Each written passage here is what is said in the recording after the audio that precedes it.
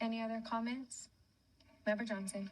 Thank you, Chair. I guess I should explain why I was tardy today, because there is the action being taken. There's working on a shelter right where Hana Highway and the airport is for our houseless people who have been affected by the fire. And as you all probably know, FEMA does not help them. And if you didn't have a house to lose, you're not on the list for that particular way that they're helping those folks, the victims of the fire. But houseless people, they're left out in the cold. So this is a great way that the state Department of Transportation, Department of Health, they were all there working it out. They were grading the ground and ready to put up these military grade tents. They're going to have a first aid station. They're going to have water and restrooms, and they're going to try to do that Pu'uhonua concept here on Maui. So I'm really excited, looking forward to that, because as you know, or maybe you don't, maybe the public doesn't know this, but the hotel is going to give them a certain amount of time and then they're out. So where do they go, right? They can't go back to wherever they were before. So might be a place where you can bring the wraparound services there, and that might be a really blessing in disguise. Mm-hmm. Thank you for sharing that, Member Johnson. I appreciate it. Member Paltin? Thank you, Chair. Thank you, Member Johnson. I was wondering if you could clarify.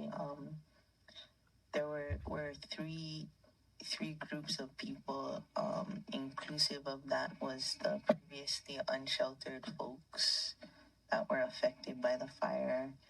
I was wondering if they had spoken any about immigrants without documentation or COFA residents. My understanding was they also were not going to be continued to allow at the hotel. And were they going to be welcomed into this housing as well? Well, right now I understand Project Vision is leading it, so I don't want to speak for them. They've been specifically helping houseless folks, but I don't know, but I would certainly push for that. I would advocate for them to be allowed there, because that's just we got to reach out and help those folks that need it, and whether they're, regardless of their immigration status or whatever status they're at, they can't be out on the streets. And there's a place there. They're working on it. I would hope that the folks that are running it would allow it.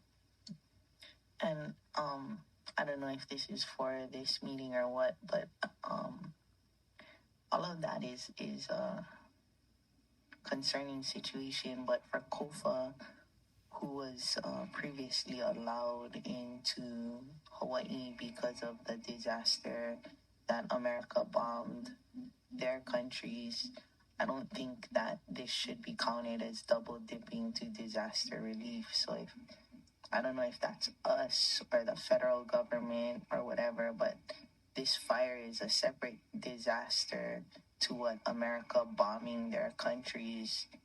That wasn't a disaster. That was intentionally done. And so I don't think that this should be counted as double dipping in disaster relief. And I don't know if there's anything that can be done from our side, but write a resolution possibly to Congress or whomever is in charge of disaster relief to say that this is not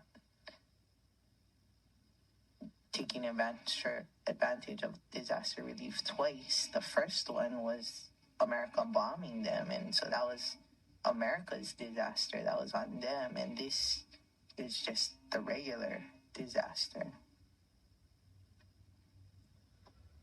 We can help you look into that. We can figure out where that might go. I appreciate those concerns.